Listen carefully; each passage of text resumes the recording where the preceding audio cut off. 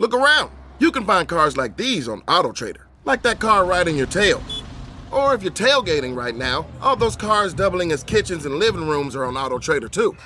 Are you working out and listening to this ad at the same time? Well, multitasking pro, cars like the ones in the gym parking lot are for sale on AutoTrader. New cars, used cars, electric cars, maybe even flying cars. Okay, no flying cars, but as soon as they get invented, they'll be on AutoTrader. Just you wait. AutoTrader. Have I Got News for You is back for another season.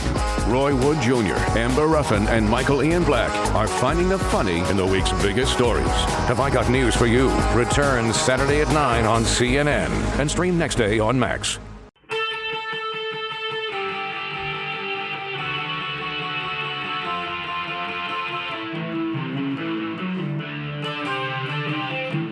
This is the Daily Blast from the New Republic, produced and presented by the DSR Network. I'm your host, Greg Sargent.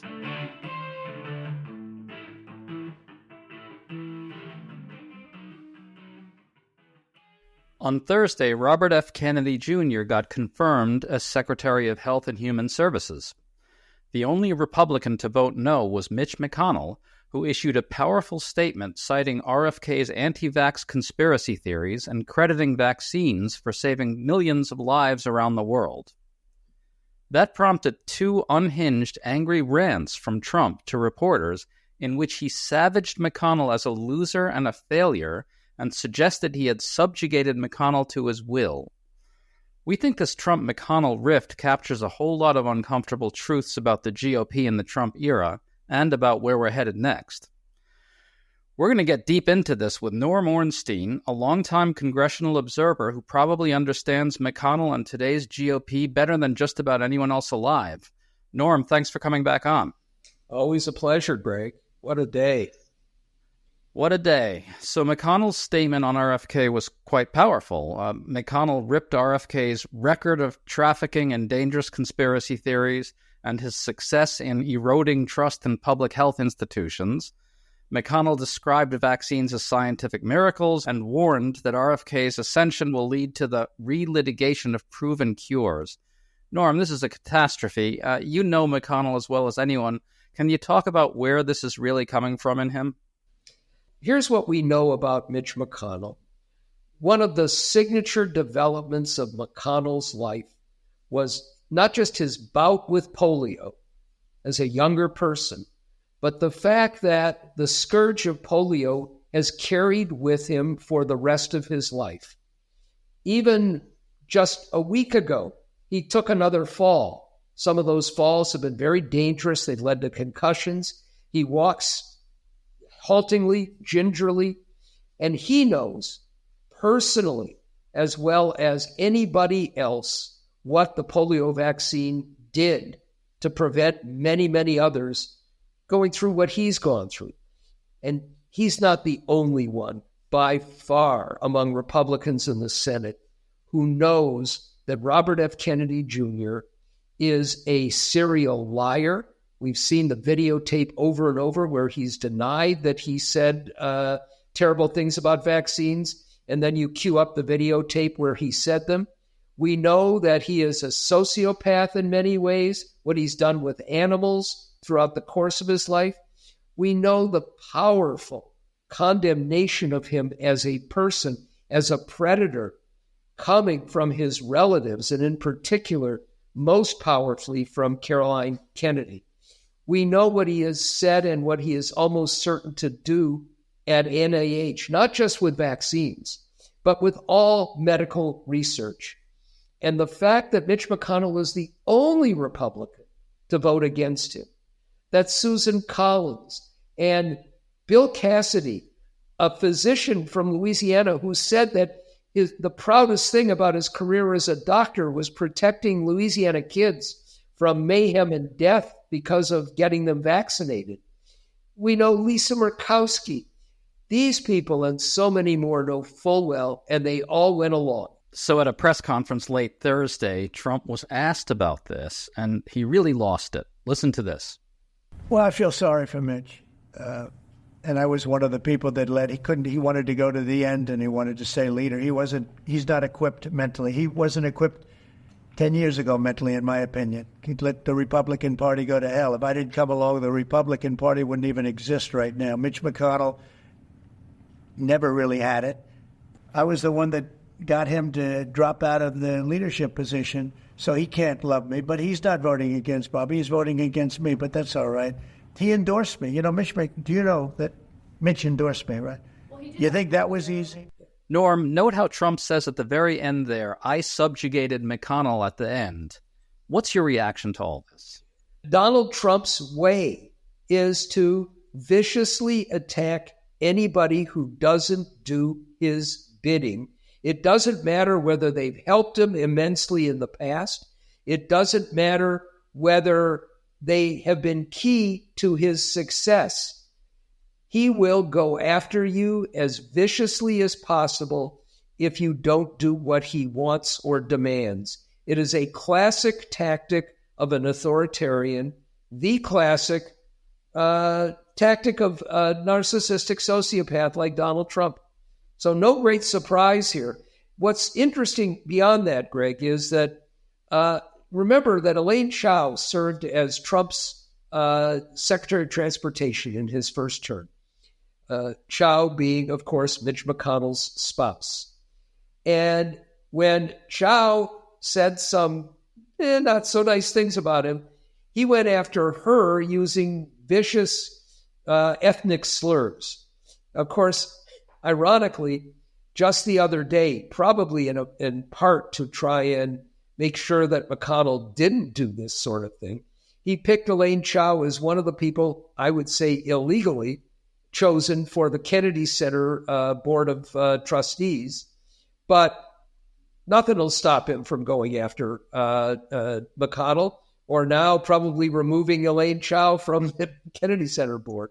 Very possible. So McConnell also voted against Tulsi Gabbard, who just got confirmed as Director of National Intelligence, and against Pete Hegseth for Defense Secretary. So Norm, McConnell knows the immense dangers that all these nominees pose to the country, but I think we need to remind people that Mitch McConnell had the chance to prevent Trump from becoming president again. He probably could have gotten the Senate to convict Trump after the second impeachment over January 6th. He didn't. I think that could go down as one of the most consequential failures of any U.S. public official in our lifetimes. Is that overstating it, Norm? It is not overstating it, and it's not too blunt to say that Mitch McConnell will have blood on his hands for that decision. Now, why did McConnell, who immediately after January 6th went on the Senate floor and just eviscerated Trump, said that he was responsible for this? Why did he turn around then and protect him from being convicted, from running again? I would say Mitch McConnell had, more than anything else during his tenure as majority leader, Republican leader in the Senate, it was protecting or trying to secure the majority.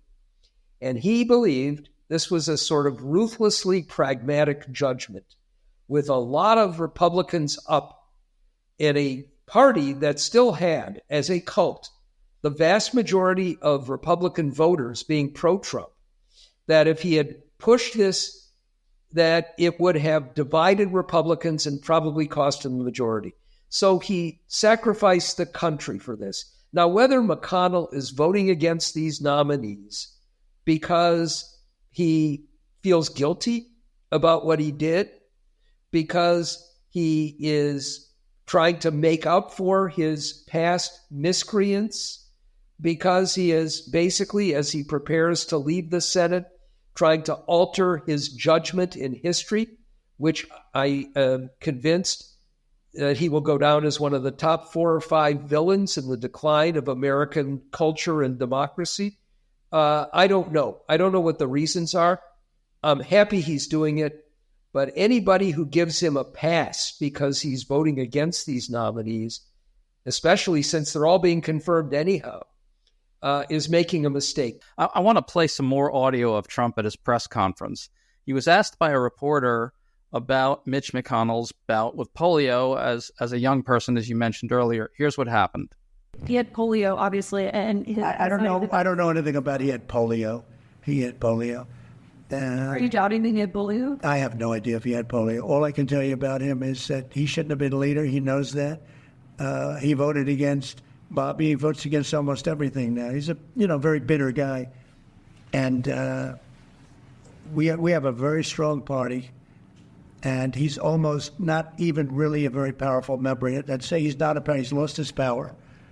So, Norm, we can joke about how crazy Trump is, but there's something deadly serious going on here. He's putting everyone on notice now, in a forward-looking way, that anyone who bucks him in the slightest will face absolutely savage public humiliation. That's the game plan here, really, right? It's all about what's going forward. He knows that the Republican coalition is going to come under strain. There are lots of contradictions in sort of the MAGA agenda, a lot of conflicts there that are kind of bubbling beneath the surface. He's going to start to lose Republican support, and he's letting people know you will get roasted. You will get raked over the coals in the most brutal way possible. So, it was interesting, Greg, to take it just in a slightly different direction. I watched slack-jawed and appalled when Trump did his press conference after the deadly airplane helicopter crash at National Airport. And, it was 30 seconds of the boilerplate that had been written for him, offering condolences to those that had been lost. And then it moved into yet another sociopathic rant. And Republicans in Congress watching this knew it as well. What they know is that he has no regard for people going through difficulties, for human life, basically. That may be the definition of a sociopath. And public humiliation is an important part of it. But it's public humiliation that can also lead to violence. We know what's happened to others who have bucked Trump in the past. Republicans in Congress who ended up resigning because they were getting death threats. We know that when he pardoned the Proud Boys, the Oath Keepers, the most vicious among those who brutalized and murdered police on January 6th, who went after Mike Pence, who went after members of Congress, many of whom thought they would not live through that day. They take these death threats seriously. And he's got a group of people now, a vigilante force, that could well go out there and threaten the lives or well-being of any members of Congress, judges or others, and their families who take him on. It is the mark of a dictator. So much of what we see in what Trump is doing, the playbook is right out of Viktor Orban in Hungary. It goes beyond public humiliation. And that's something, crazy as it is, they have to worry about. I know people who have gotten death threats. I know from pretty reliable sources that Bill Cassidy, the senator from Louisiana, the physician, who knows full well how dangerous RFK Jr. is to his own constituents in Louisiana, that he's up in 2026. He has a primary challenge from the right. We know that Elon Musk, President Musk, we can call him, or Deputy President, whatever you want to call him, and others, billionaires, have said that they will put huge sums of money into these primary challenges. But what I'm also told is that he and his family have gotten death threats.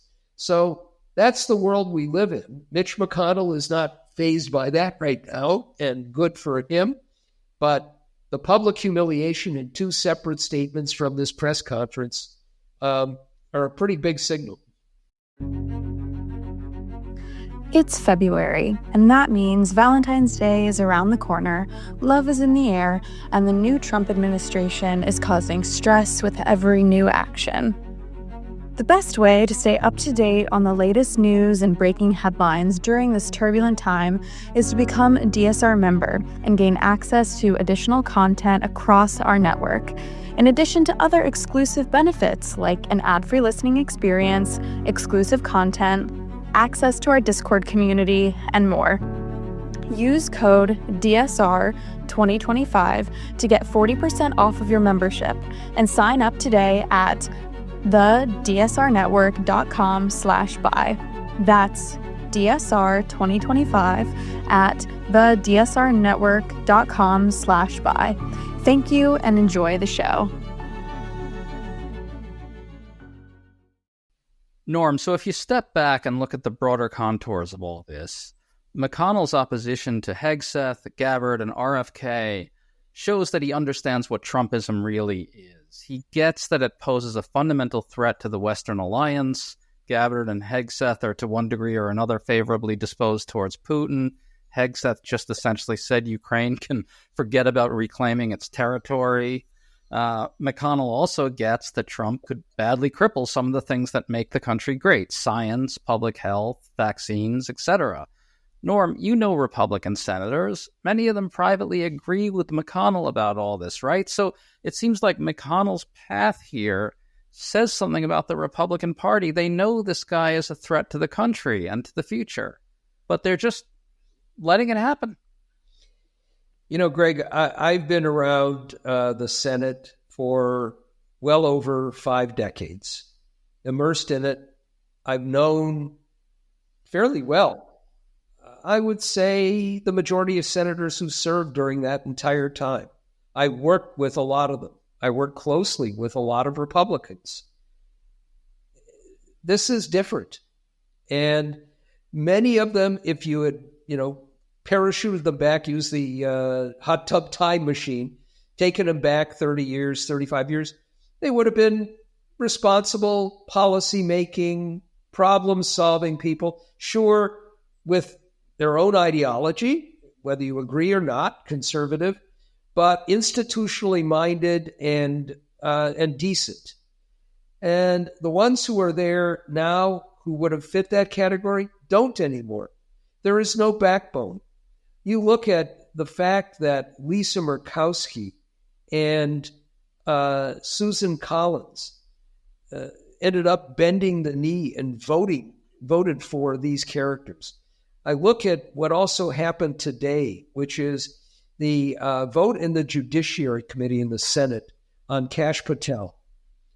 Right before they took that vote, Dick Durbin indicated something that he had said publicly before, that he had ironclad evidence that Kash Patel had lied under oath to the Judiciary Committee in his confirmation hearing, saying that he had nothing to do with this campaign to fire FBI agents and top figures. And we have whistleblowers now who make it clear that he had everything to do with it. So here's a man who not only was involved in awful stuff to dismantle the FBI as we know it and turn it into an SS force for Trump, but he lied right to the face of these senators. And what happened after that? Every Republican on the Judiciary Committee voted him out favorably to head the FBI.